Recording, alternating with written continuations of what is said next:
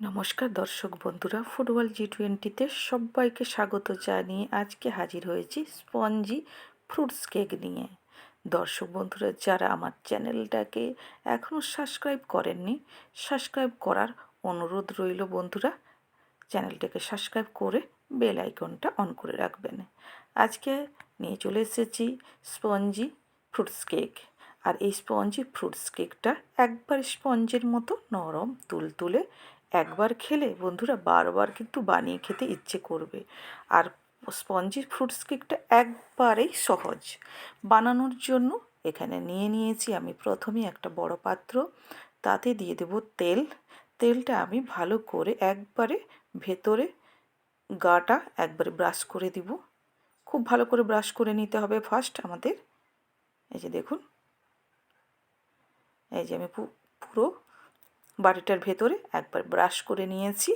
এবার দিয়ে দিচ্ছি এখানে আমি 3 চামচ ময়দা। ময়দাটা দিয়ে খুব ভালো করে চারদিকে আমাদের এইভাবে লাগিয়ে নিতে হবে। আর একটু হাতটাও লাগাতে হবে, হাত না লাগালে লাগানো যাবে না। এই যে দেখুন, এইভাবে লাগিয়ে নিতে হবে। দেখুন লাগানো হয়ে গেছে, এতে আর বাটার পেপার দরকার হবে না। এটা রেডি। এবার এখানে আমি নিয়ে নিয়েছি টুটি ফুটি। টুটি ফুটিটা এবার আমি ময়দা দিয়ে দেব। আমি এখানে 2 চামচ ময়দা ব্যবহার করেছি। কেকে দিলে আর একবারে নিচের দিকে তলার দিকে চলে যাবে না। এইভাবে মাখিয়ে আমি চামচ দিয়ে টুটি ফুটিটা রেডি করে রেখে দিচ্ছি। এই যে দেখুন, এবার আমি আরেকটা বড় পাত্র নিয়ে নিচ্ছি, তাতে দিয়ে দিলাম 1 কাপ তেল। পরিমাণটা কিন্তু ঠিকঠাকভাবে দিতে হবে বন্ধুরা। তারপরে দিয়ে দিচ্ছি আমি সেই কাপে 2 কাপ চিনি, মানে গুঁড়ো করে রাখা চিনি। চিনিটা দিয়ে এবার তেলের সঙ্গে ভালো করে এটাকে আমি মিশিয়ে নিব। এই যে দেখুন বন্ধুরা, খুব ভালো করে ফিটিয়ে নিতে হবে। এই যে দেখুন ফেটানো হয়ে গেছে, একবারে একটা ক্রিমি ক্রিমি ভাব চলে এসছে। এই যে এই অবস্থায় দিয়ে দেব আমি একবারে ফুল ফ্যাটযুক্ত 2 কাপ দুধ। ফুল ফ্যাটযুক্ত 2 কাপ দুধ দিয়ে দিলাম। দিয়ে করে আবার ভালো করে মিশিয়ে নিতে হবে। খুব ভালো করে মেশাতে হবে। এই যে দেখুন মেশানো হয়ে গেছে। এবার এতে দিয়ে দিব 2 চামচ ভ্যানিলা এসেন্স।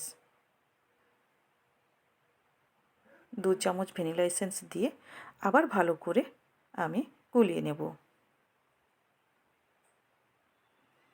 এই যে দেখুন খুব ভালো করে গোলানো হয়ে গেছে। এবার একটা ছাঁকনি নেব। এবার এতে আমি একে একে শুকনো উপকরণ দিয়ে দেব। ময়দা আমি এখানে 2 কাপ ব্যবহার করেছি।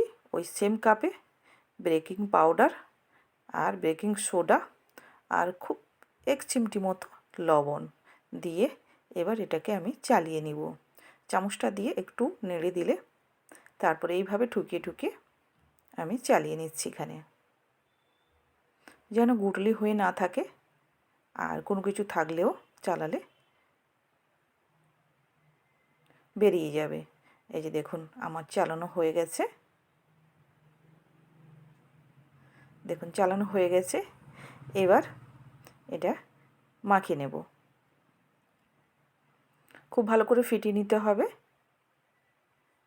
আর যত ভালো করে ফেটানো হবে তত ভালোই কিন্তু কেকটা হবে। এই যে দেখুন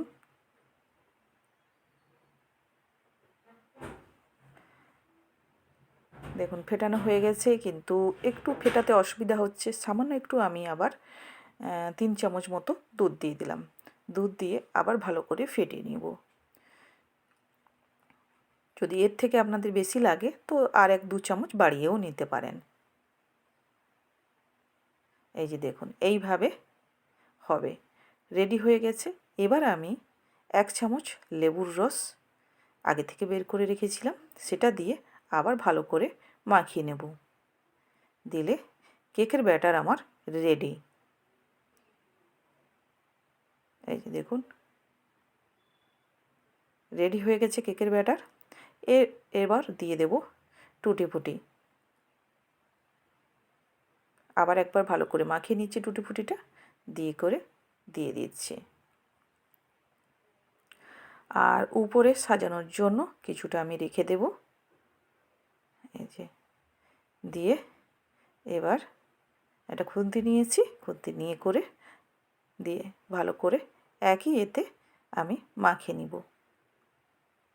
এই যে দেখুন মাখানো হয়ে গেছে, একবারে কেকের ব্যাটার রেডি। এবার যে বাটিতে বসাবো সেটা নিয়ে তাতে ট্রান্সফার করে দিব। এই যে এতে এবার আমি সঙ্গে সঙ্গে করতে হবে, এটা রেখে দেওয়া যাবে না, সঙ্গে সঙ্গেই করতে হবে। এই যে দেখুন বাটিটা পরিষ্কার করে একবারে নিয়ে নিচ্ছি। এই যে ঢালা হয়ে গেছে।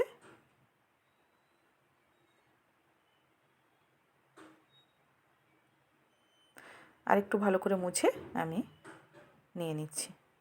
এই যে দেখুন হয়ে গেছে। এবার একটু ট্যাপ করে দিব, নিচে যদি বাতাস থেকে যায় তাহলে ওটা হয়ে যাবে, বেরিয়ে যাবে।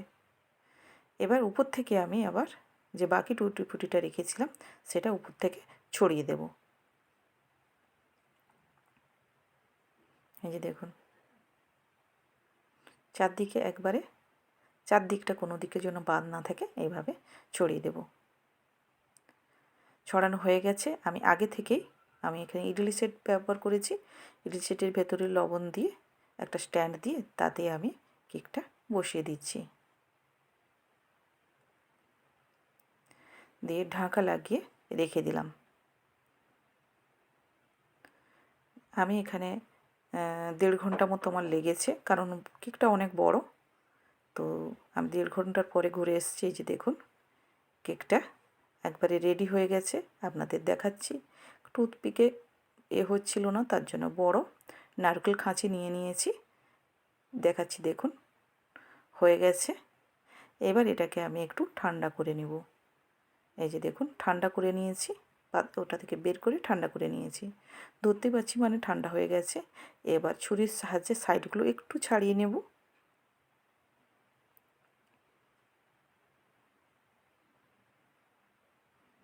এই যে দেখুন আর একটা প্লেট নিয়ে উপরে ঢাকিয়ে উল্টে নেব। এই যে দিয়ে এবার তুলে নিলে এই যে দেখুন, দেখুন বন্ধুরা কতটা স্পঞ্জি হয়েছে, একটুও লেগে যায়নি, একবারে স্পঞ্জের মতো নরম তুলতুলে হয়ে গেছে। এই যে আবার উল্টে এই যে আপনাদের উপরটা দেখাচ্ছি। আমি কেকটাকে কাটতেই পারছিলাম না, এত স্পঞ্জের মতো তুলতুলে নরম। দেখে বুঝতে পারছেন বন্ধুরা, আপনাদের কেটেও দেখিয়ে দিচ্ছি। অবশ্য কেকটা বানিয়েছিলাম আমার মেয়ের বার্থডের জন্য। তো ও ফু না দিয়ে কেকটা কাটবে, কারণ সমস্ত প্রদীপগুলো জ্বলে আছে তার জন্য। দেখুন বন্ধুরা এই যে কেটে করে আপনাদের দেখাচ্ছি কতটা স্পঞ্জি এবং নরম তুলতুলে হয়েছে। কাটতে গিয়েই হালকা একটু ভেঙে যাচ্ছে, দেখেই বুঝতে পারছেন কতটা স্পঞ্জি নরম তুলতুলে হয়েছে। আর কেকটা কেমন হয়েছে নিশ্চয়ই কমেন্টে জানাবেন। ভালো থাকবেন, টাটা।